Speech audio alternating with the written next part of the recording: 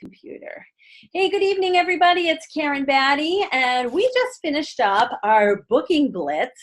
And oh my gosh, there were over 40 parties scheduled in just a few days. So yay, you guys are awesome. So I wanted to have this little call about host coaching, because once the parties are in the books, you don't want to just keep your fingers crossed and hope they turn out well. There are things that you can do to help make sure those shows are successful for both you and the host. Oh, hi, Kimberly. Hey, I started recording, just so you know. There's a quote I heard a long time ago when I was a brand new consultant, and it said that host coaching was where we did the work, and the party was where we collected the paycheck. And I know when I was new, I was so focused when I was doing in-home parties on what's the recipe going to be? What am I going to say about the products? But pretty quickly on, I realized that it was far more important that I focused on how many people were in the room and how many outside orders there were. Because guess what? Our products sell themselves. And I am living proof that a very imperfect demo done in front of 15 to 18 people will get you a lot further in this business than doing a perfect demo in front of 3. Okay, so first of all, I want to make sure you guys are aware of the support materials that exist on the website. First, this might look familiar to you guys. And Kimberly, do you guys know what this is? Yeah, good, you're nodding. This is the host coaching checklist, okay? If you go onto Consultant Corners and click on My Shows, scroll down to Show Planning Materials, and then on the right-hand side, you will see host information and checklist, okay? Everything that we need to talk to our hosts about for a live cooking show is right on this paper, okay? And then more recently, they came up with a virtual party host coaching checklist, okay? And you're gonna find that by going, they don't put it in the same section, like hello. But anyway, I didn't create the website. You go to marketing imagery, you know, where you find all the host specials and guest specials, and you go to party themes. And then you click on virtual, and then there you will see the host coaching checklist, okay?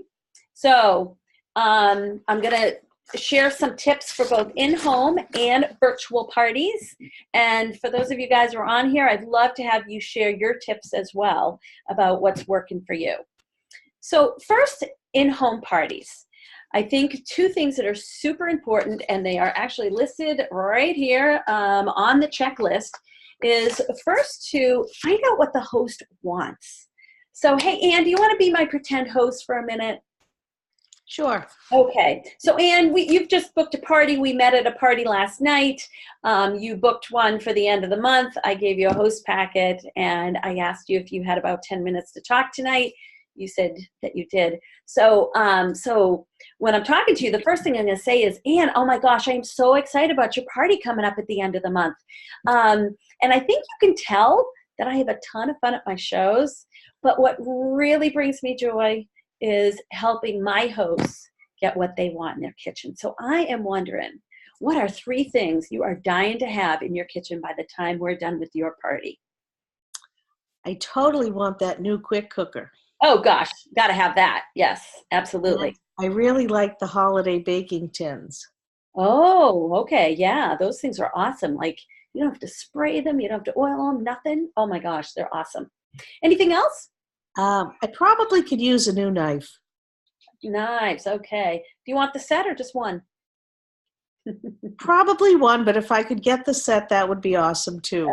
Okay. All right, great. Okay, so that's how I usually start my host coaching.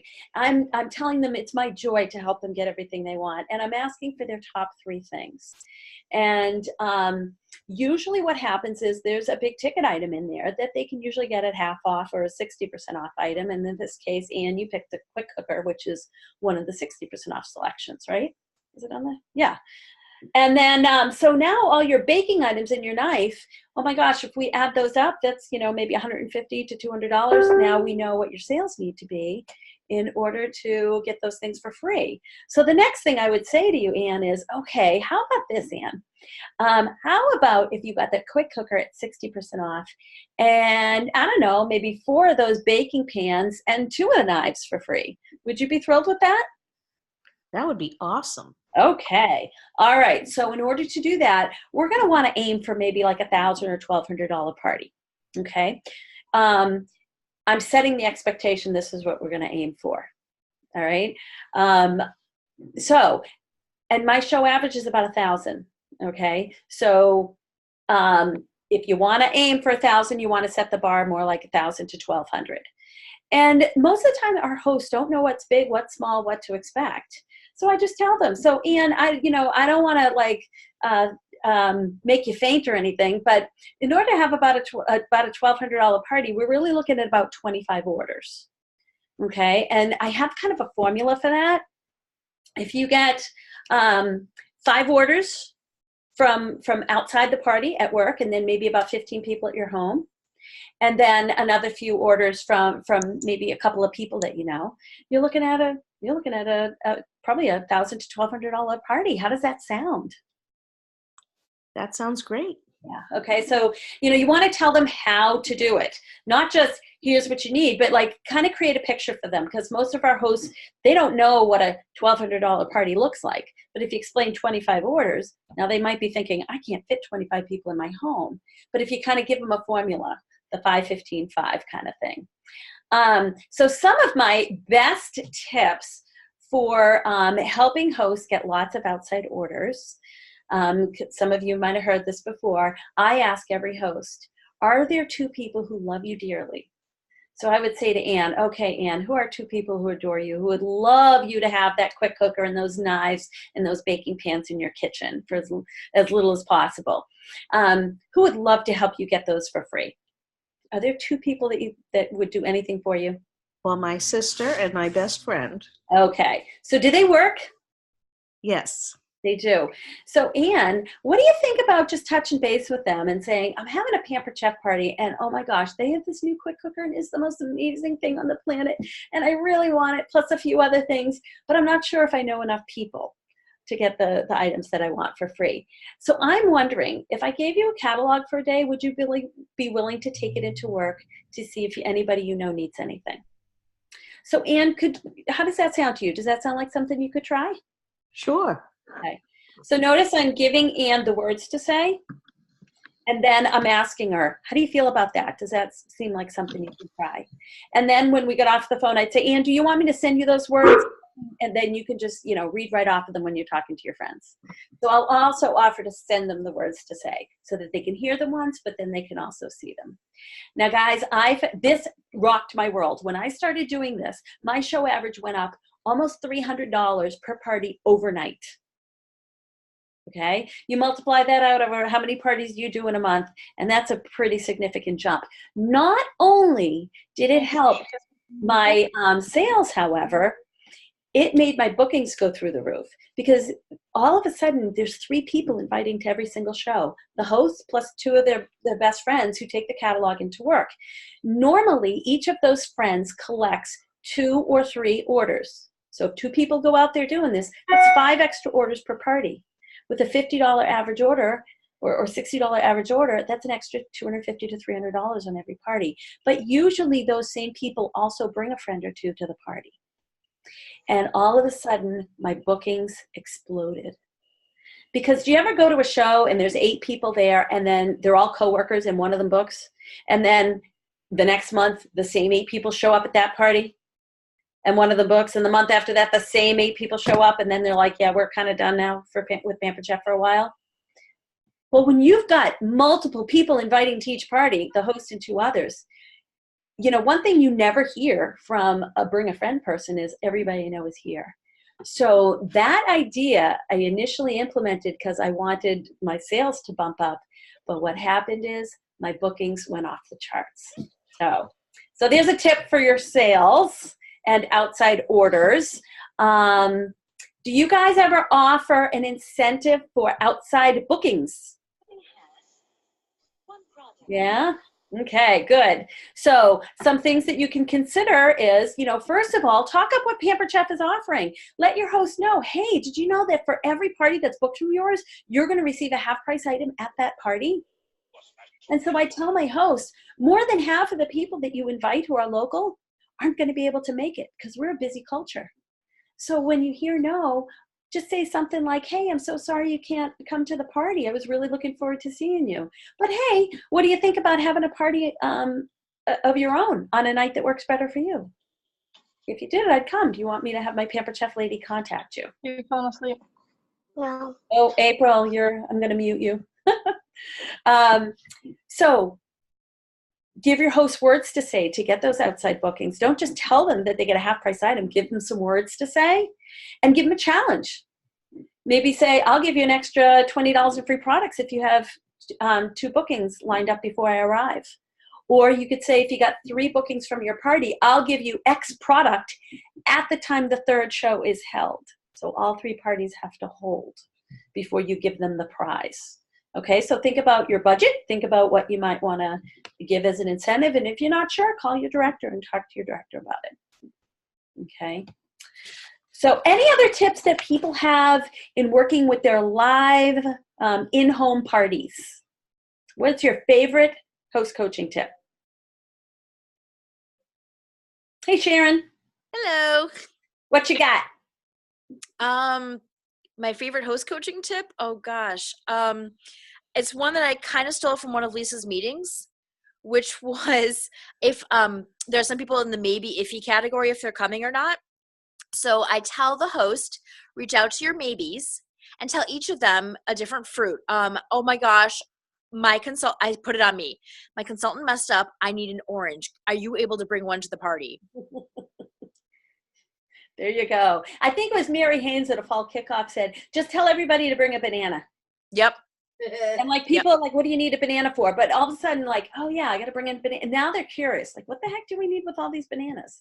I have no idea what she does with the bananas, if anything at all. I don't know. Yeah. So what I ended up doing was, because actually I had a customer who's like, so why did I bring this orange? I was like, oh, I messed up. It was for a different recipe, but thank you so much. I'll pay you back if you really need to. And I put it on me as if I was like a space cadet. Yep. Yeah. So anything like that, definitely last minute RSVPs. I always say to my hosts, nobody RSVPs until about 3 to 4 days before, no matter how much time you give them. They don't RSVP till the end, and definitely personally messaging everybody. I say to blame it on me. Hey, the Pampered Chef lady's calling me tomorrow, and we're figuring out the food, and she wants me to have a head count. Are you going to be joining us? And just blast that to everybody personally, not as a post. But yeah, of course, it's a lot more fun with the banana. Then they're like, what's this all about? And just so you know, I am not at my house right now. I am sitting with my newest recruit, Victoria. So she's sitting here listening as well. Yay. Hey, Victoria. Welcome to the team. Good to have you. Hi. Hello. It's nice to meet you. Oh, good to meet you. Yeah. I was just saying, if you tell them to bring an orange and they're like, why did I bring this orange? It's like, well, I wanted to show you how the citrus peeler works. Oh, there you go. Citrus peeler, slicer, yeah, anything. Perfect. Yeah. So over inviting, personally reaching out, some kind of quirky little thing to get people to, because we got to get through the noise, right? Because when you think of how many text, emails, Facebook messages, missed calls, and everything else that you get, you got to kind of get through the noise. All right, so those are some tips for your live cooking shows. Guys, do you know that 51% of orders that are placed at in-home parties are placed by people who can't make it to the party? It's true. So if your hosts aren't getting in on those outside orders, think about it. They're missing out on a ton of sales. Over half are coming from people who can't make it to the party. So make sure they don't exclude the long distance people, the men, stuff like that. Don't just say to overinvite. Ask them how many are on your guest list so far. Okay, and then say, can I help you brainstorm? I find that I'm able to help my host add at least 20 names on in about 2 minutes just by brainstorming. Could I brainstorm with you to see if I can help you do the same? I always ask permission. They never say no. All right, and this is good whether you're dealing with in-home parties or virtual parties. I'll say to the host, so where are you going this week? Okay, because outside orders are good for virtual parties as well as in-home parties. And they always say, well, I'm going to work. I say, great, you can bring a catalog there. Do you have a spouse? Yeah. Does he go to work? Yep. Okay, so the spouse can bring it to work. Where else are you going? And they say, no, nowhere really. And then I'll say, so do you have kids? Yep, I got kids. How old are they? If they're 2 and 3 years old, I say, do they go to daycare? And they go, yeah. And then all of a sudden they go, oh yeah, I can bring one there. Or if the kids are older, I said, do they have any after school activities? Yeah, that's right. We're going to soccer. Like all of a sudden they realize all the places they're going. And then I'll say, where else are you going? Hey, are you gonna drive by your hair salon at all? Can you drop a catalog there? So you just give them ideas so that it fits into their life so they don't have to make a special trip. But now all of a sudden you can say, oh my goodness, with all these places that you're going, you could probably easily get 8 to 10 outside orders before I even get to the party. Imagine if you already had $300 to $400 in outside orders. So give that expectation, get them excited. And if you want, you can consider offering them something extra for outside orders. I thought it was crazy, but back when the deep covered baker was the biggest item in the catalog, or one of the biggest items, there was a consultant who offered it for free to any host who had $500 or more in outside sales. I said, that is crazy talk. Nobody gets $500 in outside sales. And she says, I average 2 or 3 hosts a month that get that much. Why? Because she was offering them a deep covered baker. Well, on $500 in orders, she's making well over $100. When she put that deep covered baker on the host discount and made her commission, it was only costing her about $40. So she's exchanging $40 for well over $100. I'll make that trade any day. You don't have to offer anything that big, but again, you might consider offering some kind of incentive. If you've never done that before, definitely talk to your director. All right, so now I want to share some tips for virtual parties. Okay, so when it comes to virtual parties, I've picked Mary Haynes' brain. She does mostly virtual shows, and she says that before she sets up the host, she used to use events, now she's using groups because of the changes that Facebook made. But before she sets that group up and invites the host, she has a phone call, one live phone call to host coach that host. Even if the host is a 20-something, says, I don't like to talk on the phone. She says, I just need one phone call for 10 minutes. Everything else we can do through Messenger. And she says she hasn't had a problem getting people on the phone. And she lets them know about personally inviting to the group, not just adding people. She gives them words to say. And she lets them know that the goal is 30 people who say, yes, I'd like to be added to the group. Okay. And she lets them know that that they'll probably have to message something like 80 to 90 people in order to get 30 to say, yes, I would like that. Please add me to the group. And she says the numbers are, if you have 30 people that say, yes, I want to go, probably 10 of them will order. And she lets her host know this because she says she doesn't want them to be disappointed. It's just the numbers. About a third of the people who click going or say, yes, invite me to that group, will actually place orders. And she also talks to her host about getting outside orders. The goal is for the host to collect 5 outside orders, and the goal is for the host to find 2 friends who love her dearly, and they each collect 2 to 3 orders. So just like the live parties, it's the 5 and 5 for 10 outside orders. Okay, and then the in-home party is where the in-home host gets the rest of the orders, and with the virtual show, with the virtual host, that virtual online party is where they get the rest of the orders. But there's always outside orders. There's always host coaching and working with our hosts for those outside orders for sure. Okay, then she also has her host message 5 of her friends who use Facebook all the time and say, hey, I'm having a virtual party, a virtual Pampered Chef party, and I have a little favor to ask. I know you use Facebook all the time. I'm wondering if you will, when I add you to the group, if you will just check in once a day for a few minutes and just comment. Don't just like, but if you can comment or post or interact with the posts, just so that other people will get an idea about how it works. Can I count on you to do that? And, people are just like, yeah, that's not a big favor to ask. They're on Facebook anyway. They say, sure. And so now right away, when the party gets started, you've got the host and multiple of her friends jumping in and chiming in, which encourages a lot more interaction. All right. And then Mary also each day sends her host, some little thing to do, something that the host posts, because her guests are going to respond to things she posts more so than things posted by the consultant that the friends don't know at all. She will also, have different things like, giving the host the idea of checking through the posts and tagging a few people under certain posts based on what she thinks that they might like. Or she'll have the host share the event or the group to her Facebook wall. She's got the idea of, having the guests who are there invite friends, and she gives them extra tickets or extra points for every friend they add to the group, things like that. So it's one idea a day for the host, and those ideas should take less than 5 minutes to implement. So in either case, the host is getting a packet and a phone call with host coaching. But how we coach is just a little different depending on whether it's a live show or a virtual party. Okay. So, and also, of course, in either case, you definitely want to be talking to your host about the business. I see some of you, I just see names, so you're probably in on phones, but give a thumbs up or a wahoo or text if you were a host before you were a consultant. Raise your hand. I see a few hands going up. Yep. April and Kelsey, I can't see your faces, but maybe you guys can text. Jen is raising her. Okay, yeah. It looks like most everybody here was a host before you were a consultant. Well, let me ask you something.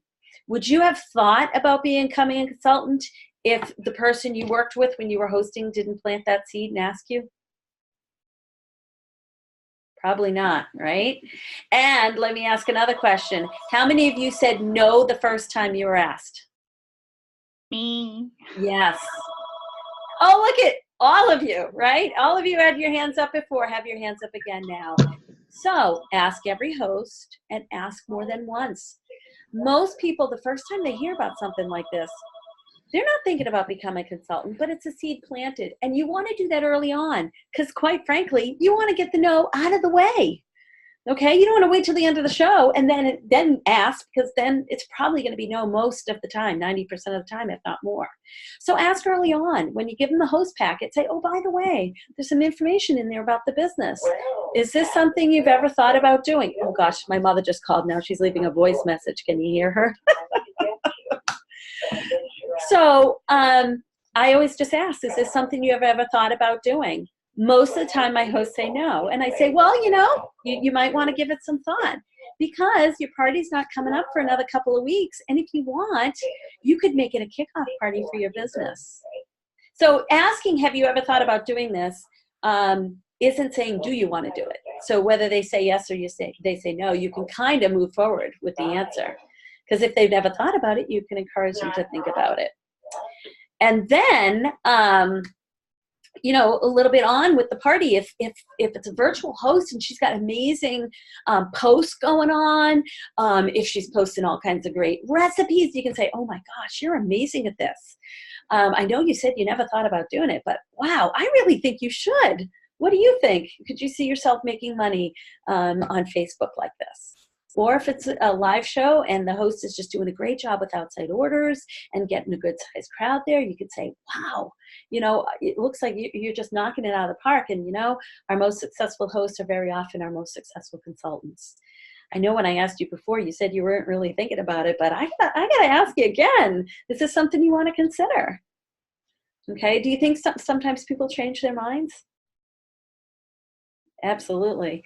And then at the end of the party is when a lot of people will change their minds, especially if we've done good host coaching, because they've got a pile of outside orders.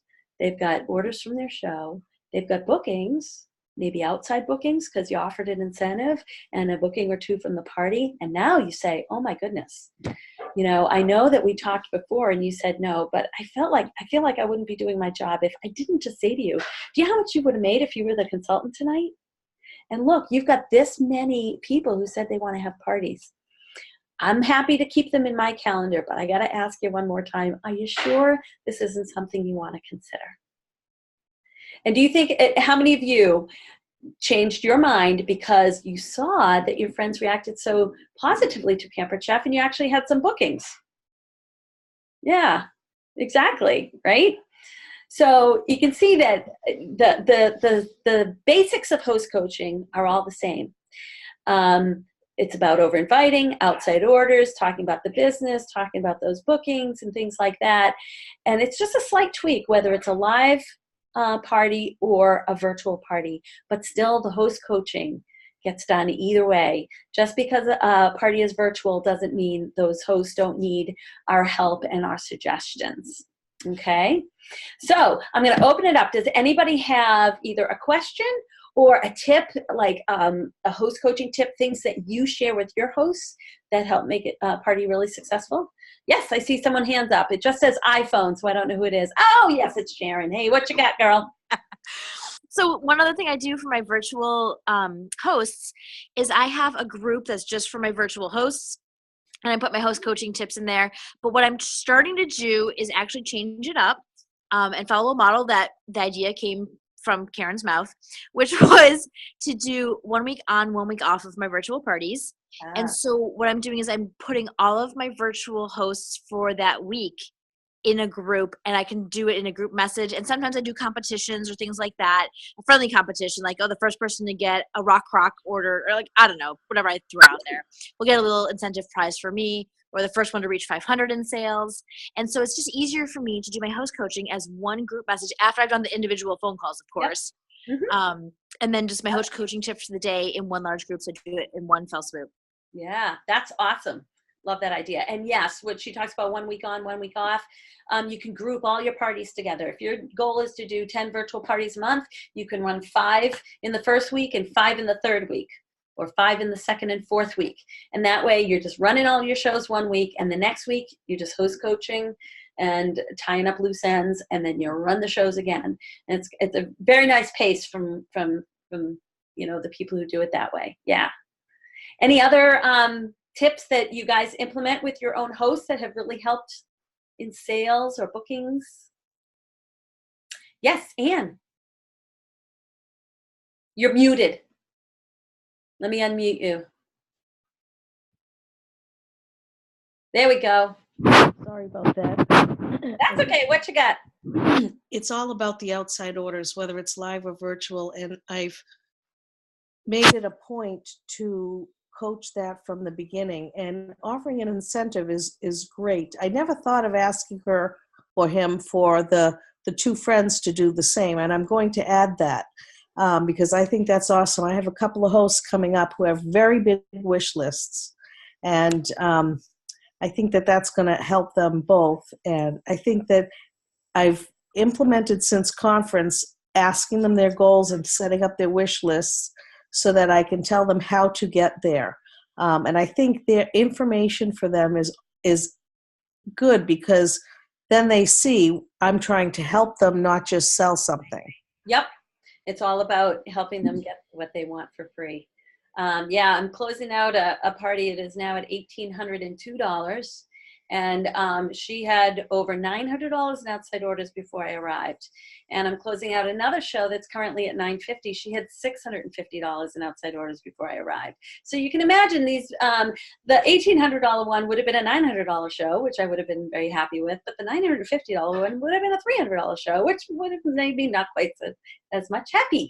And guess what? My host wouldn't have been as happy either. But the host with the $1,800 in orders, she wanted the quick cooker and a stainless steel frying pan. So I said, well, I mean, we could do one at 60% off and one at free. She said, what would I have to do to get them both for free? And I'm thinking, I shouldn't prejudge. I should ask people, hey, want to take a shot? And she's a school teacher. She got a ton of outside orders. She's getting both the quick cooker and the stainless steel nonstick pan. It's amazing. Yeah. So put it out there, work with them. Yeah. And I'll tell you, I've been doing the Who Are Two People Who Love You Dearly. Yeah. It's going to help sales and bookings. I promise you, for sure. All right. Well, I definitely went over by at least 5 minutes, so I'll stop there. I'm going to stop the recording, and I will post this in case you want